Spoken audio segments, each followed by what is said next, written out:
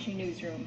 The remains of the late Senator Jovito Salonga were brought to the Senate this morning. Family, friends, former and present members of the chamber paid tribute to the well-respected statesman in a necrological service. Rex Remitio is joining us live from the Senate to tell us more. Hi, Rex. Yes, Claire, it was a solemn morning here at the Senate as late former statesman Jovito Salonga was remembered.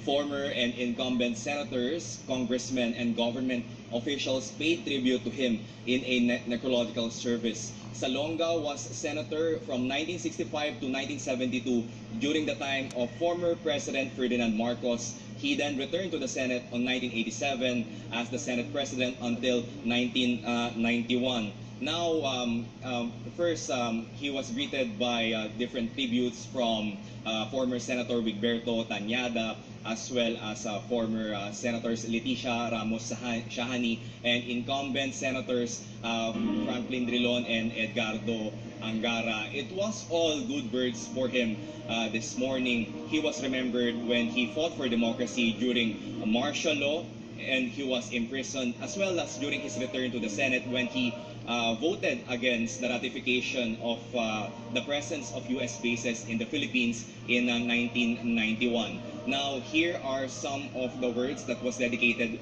by his former colleagues in the Senate.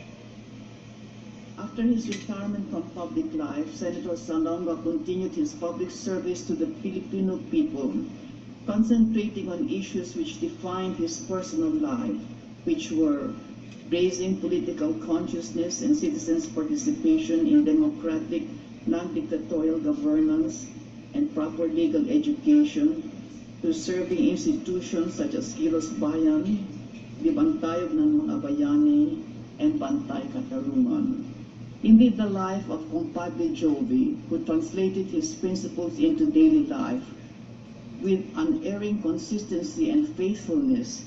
His life was his message, and the song he sang was composed from his own very life. Borrowing from Ted Kennedy, nung matalo si Jimmy Carter, my closing line was, "The work goes on, the cause endures, the hope still lives, and the dream." Uncle Jovi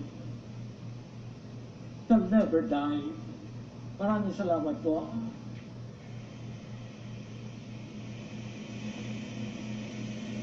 Now, a Senate resolution was also presented to his family honoring Salonga, as well as his remains will now be brought to SSS, and President Aquino is expected to pay a visit.